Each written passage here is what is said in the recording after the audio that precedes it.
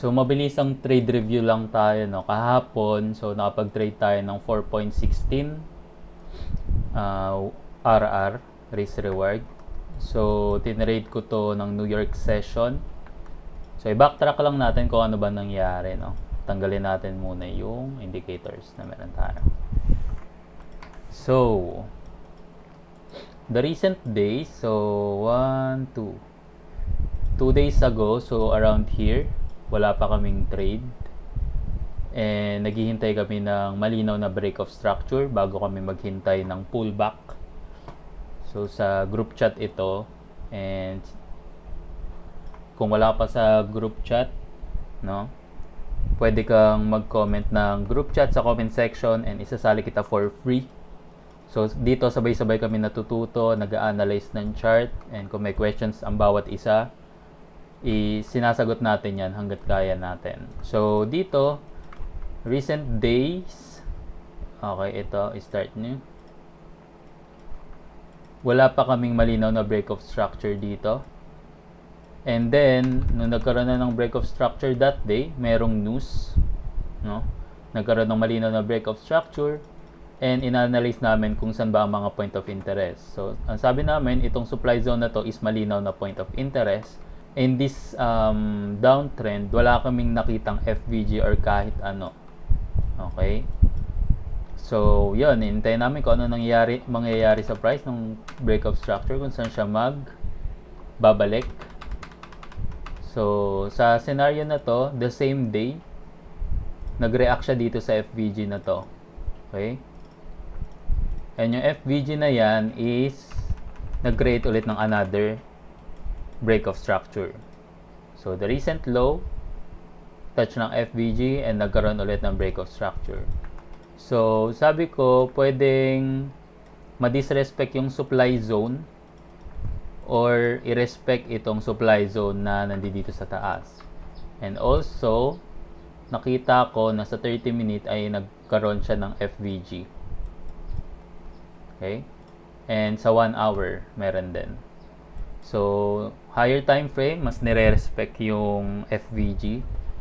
No? So, this day, kahapon, hinintay ko kung anong gagawin ng price doon sa London session natin. Nag-pullback yung price the day before, New York session afternoon. So, pumasok yung next day, which is yung kahapon, Tokyo session.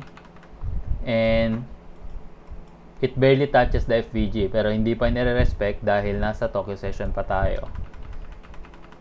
So, pumasok ang London session, nag-top siya sa taas. And hindi pa yan confirm para sa akin dahil news lang yan. So, dito is nag-top ulit siya and nakakita ako ng big rejection na ito. Yan. And then, hinintay ko na mag-break below sa demand zone na to yung price. And dun ako pumasok. So, itong huge candle na to, yung red candle na to, nung nag-close yan, dyan ako pumasok. And syempre, dahil sa spread, mga banda dito. And then, ang nangyari is, stop loss dito sa taas. Ang nangyari is, habang tumatakbo yung price, no? So, here's our FVG. Nirespect niya.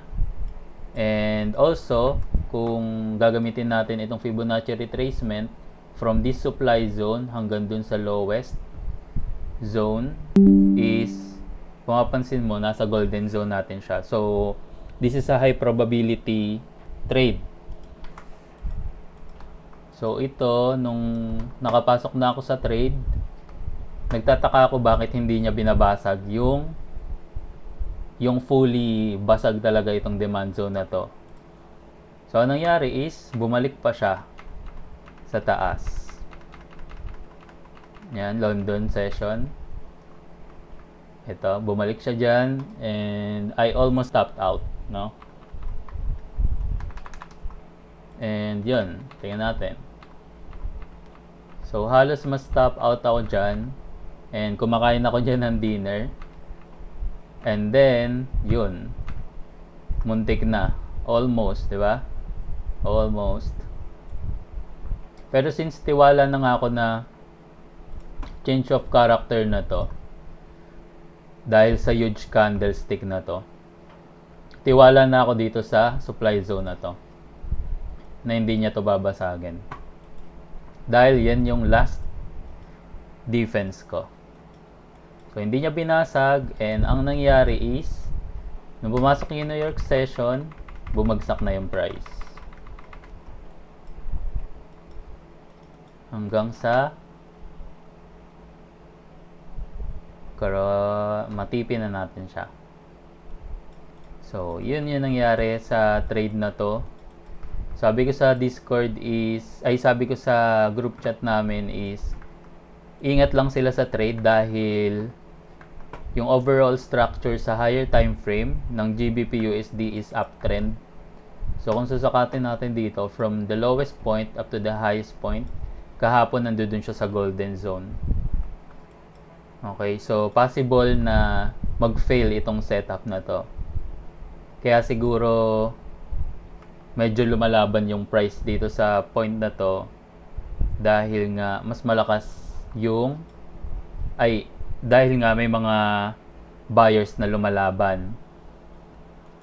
Pero since FVG to, respected siya and mas madaming orders ang nandiyan dyan for sure, kaya nilabanan niya yung price. So yan yung nangyari sa buong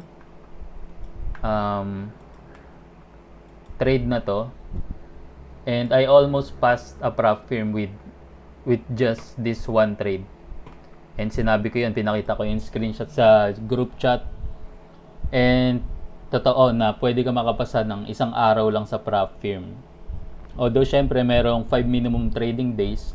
So ang kailangan mo na lang gawin doon for the next 4 days is mag-trade ka ng 0.01 just to protect your capital and ma-comply mo yung 5 trading days na sinasabi ng Funded Next.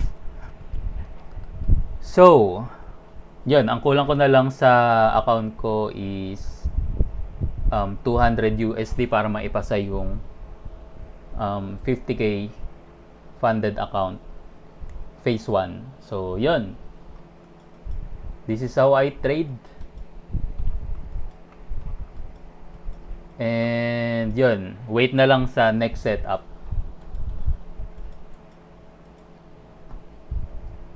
Yun lang. Thank you so much.